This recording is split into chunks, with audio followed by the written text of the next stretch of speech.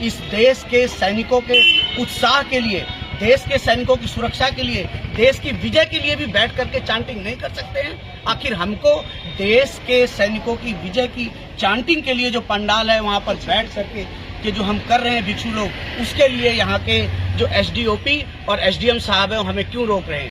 हम देश के साथ हैं, जो देश के हित में है हम उससे अलग नहीं है। हम प्रशासन पर संदेह तो बाद में करेंगे, प्रशासन पर हमारा कोई संदेह नहीं। प्रशासन अपना काम करता, सरकार अपना काम करती है। सरकार धरना उठवा भी सकती है, जबरदस्ती भी कर सकती है। वो सब हम देश के साथ हैं। पहले पूरे समाज से आह्वान करना चाहिए था, 2 दिन का समय लेकर के बात करनी चाहिए थी।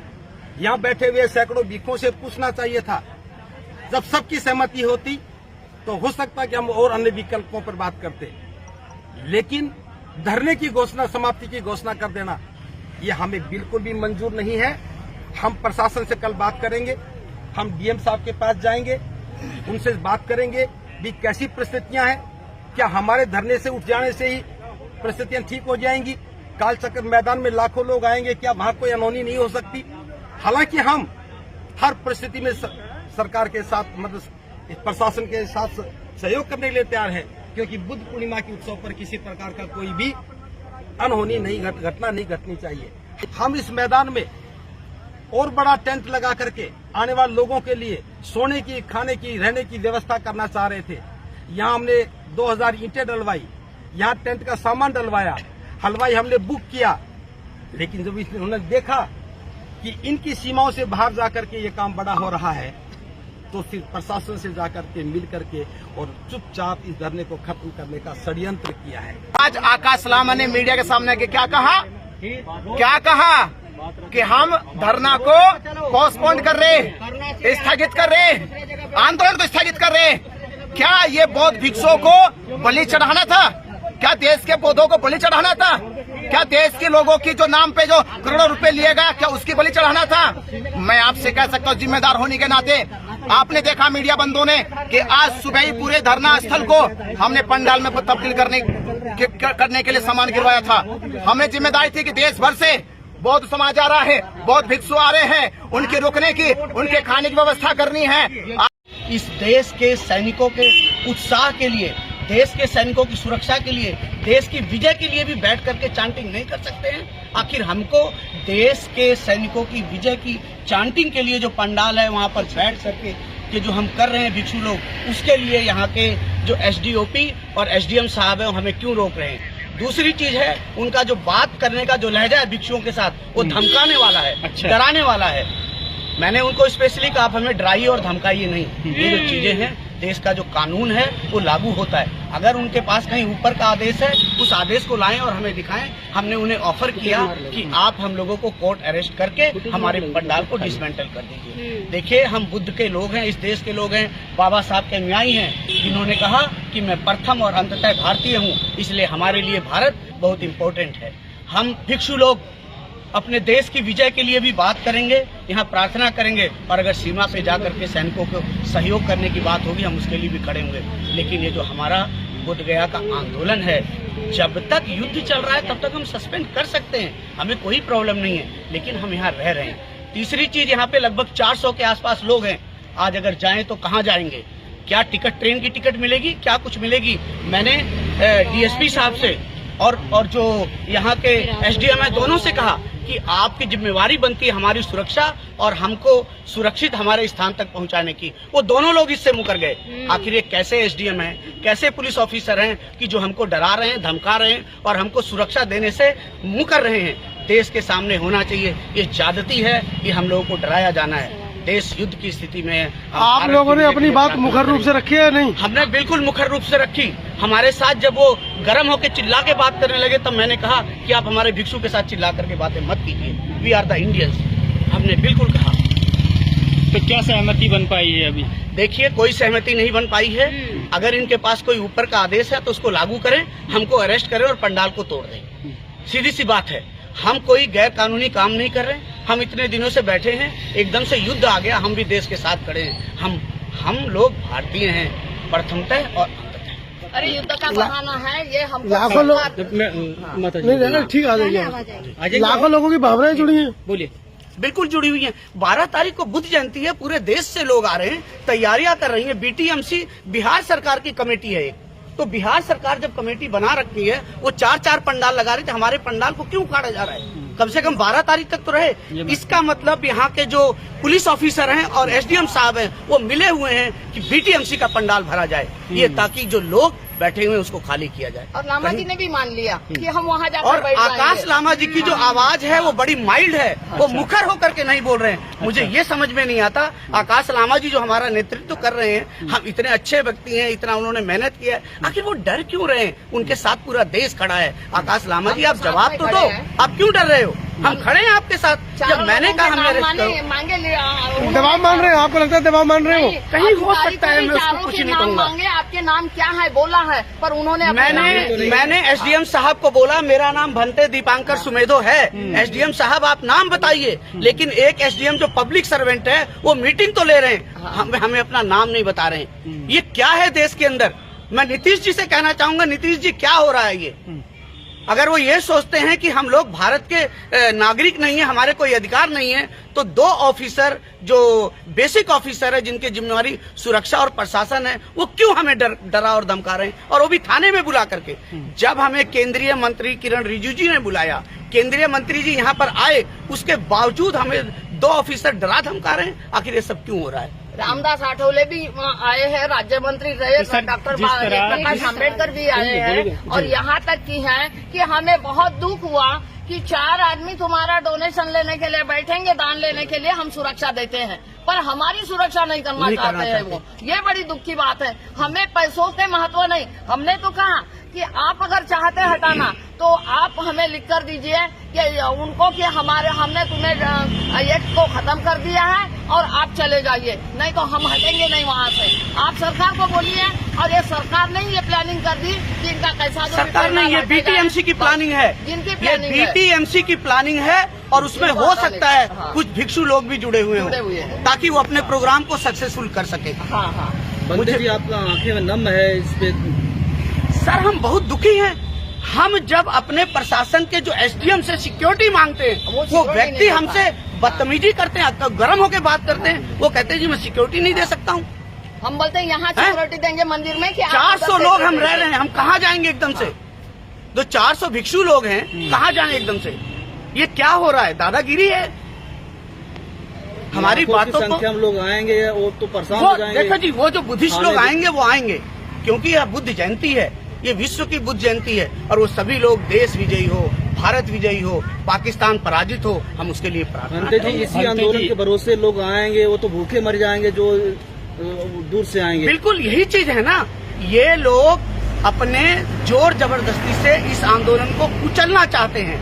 जैसा अंग्रेजों ने नहीं किया वैसा काम ये लोग कर रहे हैं। हमारे लीडरशिप भंते जी, एक मिनट रुकिए। भंते जी, क्या लगता है जो लीडरशिप है आंदोलन का, जो नेतृत्व कर रहे हैं, वो भी कहीं न कहीं दबाव में, उनकी आवाज दबी हुई है। ये पहली बार मैंने देखा। कम्प्रोमाइजेशन मैं बिल्कुल खुल के बोल रहा हूँ कि आकाश लामा जी, आपकी आवाज यहाँ बड़ी दबी हुई थी, और ये दबी हुई आवाज में आप कंप्रोमाइज की स्थिति में अब कुछ भी हो सकता है। मैं वो शब्द इस्तेमाल नहीं करूंगा। नहीं खोली, एक शब्द भी नहीं प्रज्ञा सिंह ने बोला उनके इसमें। तो वो कहा कि भंतों के वो बने पैरोकार, न पैरोकार बने, पर उन्होंने अपनी आवाज नहीं, एक शब्द भी नहीं बोला। जो हम बोले हैं कि हमारे साथ में ज्यादती हो रही है, आप हमें कॉपरेट करो, हम आपको हम एक दूसरे का सहयोग देखते हैं आगे क्या होता है। देखते हैं, देश के लिए प्रार्थना करेंगे, देश विजयी हो, भंते जी कह रहे हैं, सभी लोग एक मिनट, भंते जी, पूर्णिमा जी कह रही है कि प्रज्ञा सिंह ने एक शब्द नहीं कहा। देखिए, मैं मीटिंग से उठ के आ गया था, आपके सामने तक बोले थे, आपके सामने तक बोले जब तक थे। मैं था तब तक भी नहीं बोला उन्होंने। उसके बाद मैं उठ के आ गया, क्योंकि जब वहाँ लगा कि दबाव डाला जा रहा है, प्रेशराइज किया जा रहा है,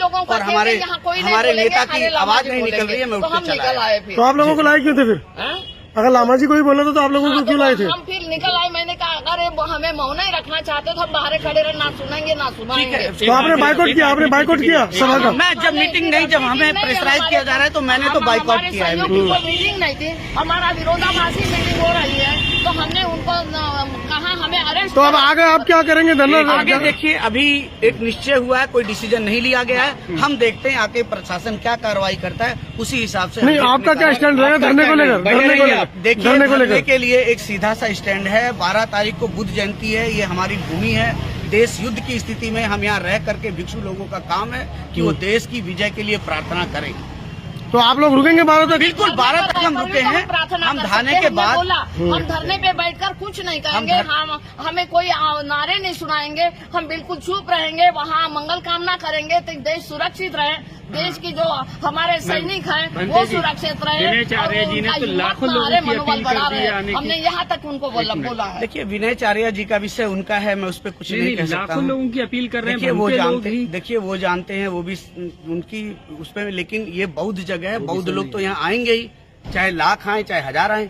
बनते जी धरना स्थगित, एक मिनट ओके पूछिए अंतनी जी पूछिए।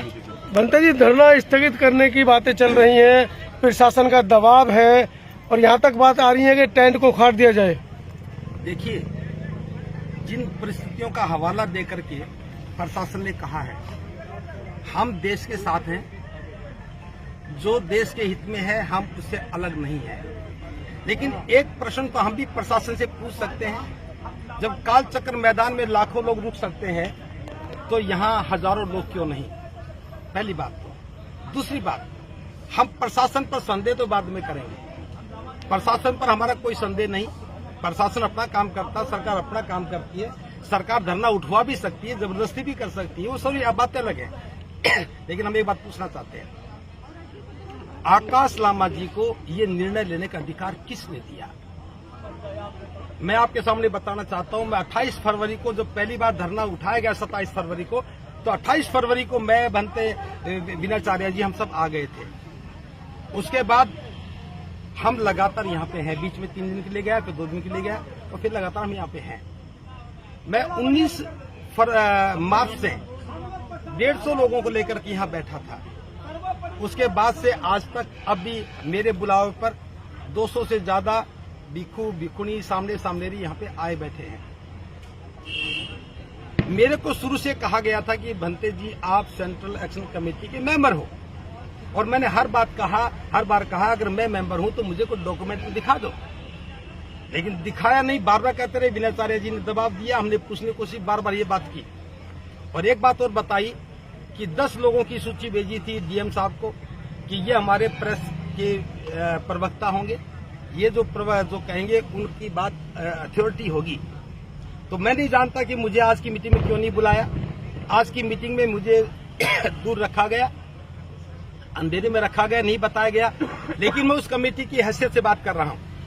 अगर मैं इस धरने का प्रवक्ता हूं तो मैं ये पूछने का हक रखता हूं, आकाश लामा जी ने इतना बड़ा निर्णय लिया और मेरे बोध गया में होते हुए भी मुझे शामिल क्यों नहीं किया गया? विनय चारिया जी यहाँ थे, इनको शामिल क्यों नहीं किया गया? और धरने को खत्म करने की परिस्थिति थी। हम देश के साथ हैं, पहले पूरे समाज से आह्वान करना चाहिए था, 2 दिन का समय लेकर के बात करनी चाहिए थी, यहाँ बैठे हुए सैकड़ों भिक्षुओं से पूछना चाहिए था। जब सबकी सहमति होती तो हो सकता कि हम और अन्य विकल्पों पर बात करते, लेकिन धरने की घोषणा, समाप्ति की घोषणा कर देना, ये हमें बिल्कुल भी मंजूर नहीं है। हम प्रशासन से कल बात करेंगे, हम डीएम साहब के पास जाएंगे, उनसे बात करेंगे भी कैसी परिस्थितियां हैं, क्या हमारे धरने से उठ जाने से ही परिस्थितियां ठीक हो जाएंगी? काल चक्र मैदान में लाखों लोग आएंगे, क्या वहां कोई अनहोनी नहीं हो सकती? हालांकि हम हर परिस्थिति में सरकार के साथ, मतलब प्रशासन के साथ सहयोग करने के लिए तैयार हैं, क्योंकि बुद्ध पूर्णिमा के उत्सव पर किसी प्रकार का कोई भी अनहोनी नहीं, घटना नहीं घटनी चाहिए। हम इस बात के लिए प्रशासन के साथ हैं, लेकिन एक तरफा निर्णय नहीं होना चाहिए। प्रशासन बीएमटीसी को तो अनुमति दे करने की और हमें ना दे, ये गलत है और गलत है। दूसरी बात, आज मैं आप सबके माध्यम से ये बताना चाहता हूं, मैं पिछले 1 महीने से या किसी प्रेस कॉन्फ्रेंस का हिस्सा नहीं बना, क्योंकि लामा जी की बदनीयती हमें दूर करती थी। और जो कुछ बिकाऊ मीडिया, जिसका मैं आज नाम नहीं ले रहा हूं, समय आने पर बता दूंगा, बिकाऊ मीडिया ने हमारे खिलाफ भी प्रचार किया। भंते प्रज्ञाशील बाबा कहते कुछ चीवरधारी आंदोलन को तोड़ने की कोशिश कर रहे हैं, लेकिन आज हम बता रहे हैं मैं चीवरधारी हूं, इस धरने को जिंदा रखने की कोशिश कर रहा हूं। ये आरोप किसी पर ना लगे, धरना कमजोर ना हो जाए। मैं 2 दिन पहले धरने से बाहर चला गया था और मैंने कह दिया था कि मैं बुद्ध पूर्णिमा तक यहाँ नहीं आऊंगा, क्योंकि मेरे रहने से हो सकता है कि धरने को कोई नुकसान हो जाए। विनयचार्य जी भी इसी बात पे सहमत थे कि हमारी मौजूदगी में धरने पे कोई ऐसी बात नहीं होनी चाहिए। हम धरने के हित में चुप थे, क्योंकि लाखों लोग आ रहे हैं। विनयचार्य जी की जिम्मेदारी थी उनके लिए खाने की व्यवस्था करते, हमारी जिम्मेदारी थी उनके सोने की व्यवस्था करते।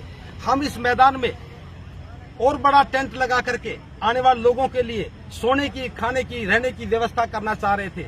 यहाँ हमने 2000 ईंटें डलवाई, यहाँ टेंट का सामान डलवाया, हलवाई हमने बुक किया। लेकिन जब उन्होंने देखा कि इनकी सीमाओं से बाहर जाकर के ये काम बड़ा हो रहा है, तो फिर प्रशासन से जाकर के मिल करके और चुपचाप इस धरने को खत्म करने का षड्यंत्र किया है। अगर कोई परिस्थिति थी, जब हम शुरू में धरना उजड़ा तो हम धरने को स्थायी करने के लिए यहाँ आए। जब दोबारा धरना कमजोर हुआ तो ताकत देने के लिए हम आए।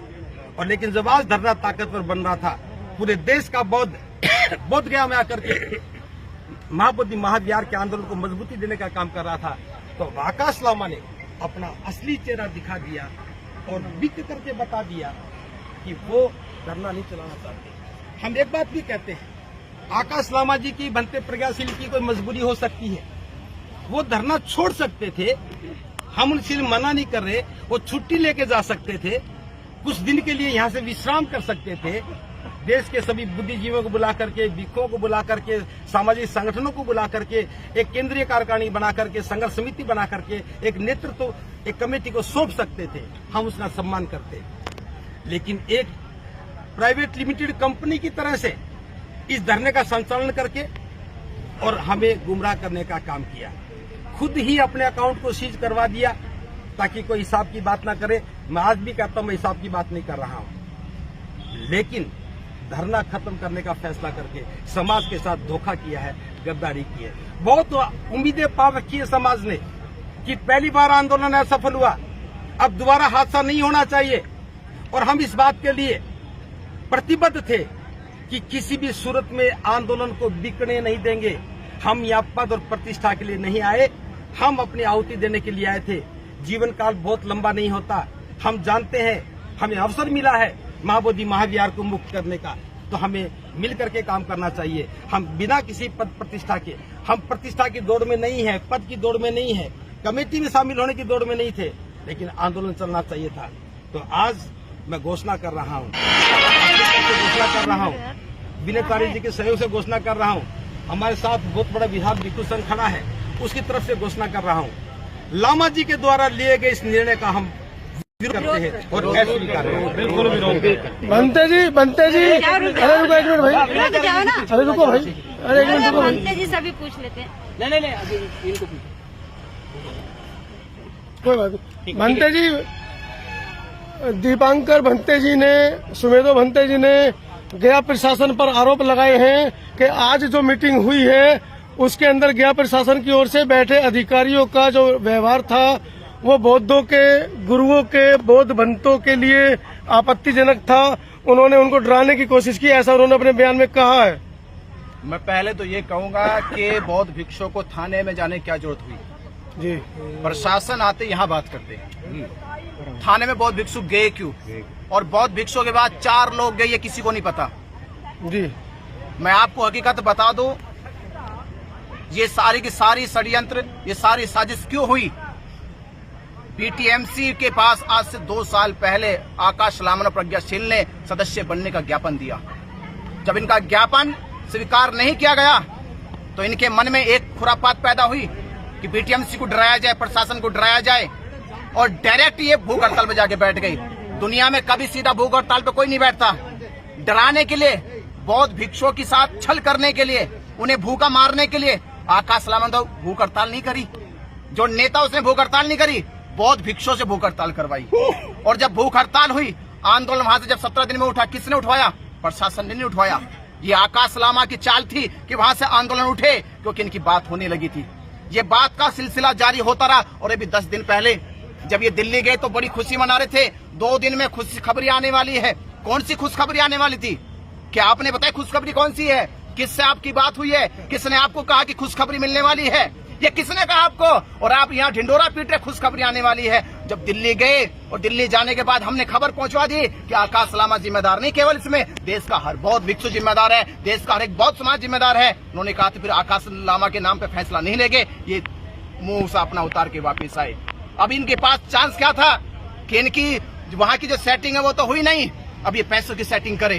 पैसों की सेटिंग के लिए क्या करे? तो इन्होंने यहाँ लोगों को गुमराह करना शुरू कर दिया कि विनाचार्य बनते करुणाशील राहुल आंदोलन तोड़ना चाहते हैं। तो इन्होंने 3 काम करना शुरू कर दिए, इग्नोर करना शुरू कर दिया, इंसल्ट करना शुरू कर दिया और हमारे खिलाफ लोगों को भड़काना शुरू कर दिया। ये 3 काम कंटिन्यू करने लगे। आपने देखा, पूरे धरने ने देखा, मीडिया ने देखा, आंदोलन टूट ना जाए, समाज की भावनाओं को आहत पहुंच ना जाए, हमने चुपचाप अपने आप को अलग कर लिया। आपने देखा, आपने अलग कर लिया। बिल्कुल, जब हमने अलग कर लिया अपने आप को तो आपने देखा नतीजा क्या हुआ। 2 दिन में नतीजा क्या हुआ? 2 दिन में नतीजा क्या हुआ? नतीजा 2 दिन में क्या हुआ कि आज आकाश लामा ने मीडिया के सामने के क्या कहा कि हम धरना को पोस्टपोन कर रहे, स्थगित कर रहे, आंदोलन को स्थगित कर रहे। क्या ये बौद्ध भिक्षुओं को बलि चढ़ाना था? क्या देश के बौद्धों को बलि चढ़ाना था? क्या देश के लोगों की जो नाम पे जो करोड़ों रुपए लिए गए, क्या उसकी बलि चढ़ाना था? मैं आपसे कह सकता हूँ जिम्मेदार होने के नाते, आपने देखा मीडिया बंदों ने कि आज सुबह ही पूरे धरना स्थल को हमने पंडाल में तब्दील करने के लिए सामान गिरवाया था। हमें जिम्मेदारी थी कि देश भर से बौद्ध समाज आ रहा है, बौद्ध भिक्षु आ रहे हैं, उनके रुकने की, उनके खाने की व्यवस्था करनी है। आपने देखे साजिश करके प्रशासन से कहेंगे हम डीएम साहब से कल मिलने जा रहे हैं, हम 3 दिन की मोहलत मांगते हैं और 3 दिन की जिम्मेदारी हम लेते, लिखित जिम्मेदारी लेंगे कि कोई भी हानि नुकसान होता है हम जिम्मेदार है उसके। अगर बौद्ध समाज कोई नुकसान करता है, किसी संपत्ति को नुकसान पहुंचाता है, किसी पर आपत्तिकर भाषण देता है, कोई भड़काऊ भाषण देता है, उसकी जिम्मेदारी हम लेंगे, हमारा बौद्ध समाज की जिम्मेदारी लेंगे। और हम 3 दिन की मोहलत मांगेंगे प्रशासन से, हमें बुद्ध पूर्णिमा शांति से मनाने दीजिए। ये बौद्धों की आस्था का और उनके विश्वास का तो पर्व है, ये शांति से मन जाए। 13 तारीख को प्रशासन जैसा चाहेगा हम देश हित में करेंगे। वो चाहेगा कि धरना स्थगित हो, स्थगित तो नहीं होगा, पर हम चाहेंगे कि हमारा आंदोलन, हमारा धरना एक प्रतीकात्मक चलता रहे। चाहे 5 की संख्या में बैठा रहे, हम टेंट हटा देंगे पर 5 लोग हमारे बैठे रहेंगे कि हमारी आस्था है, हमारा विश्वास है। ये करोड़ों बौद्धिस्टों ने ये जो विश्वास पैदा करा है कि इस बार हम लोग बीटी एक्ट रद्द करा के जाएंगे, महाबोधि महाविहार मुक्त करा के जाएंगे, तो करा के जाएंगे, हर कीमत पर करा के जाएंगे। प्रशासन हम पर ज्यादा दबाव ना बनाए।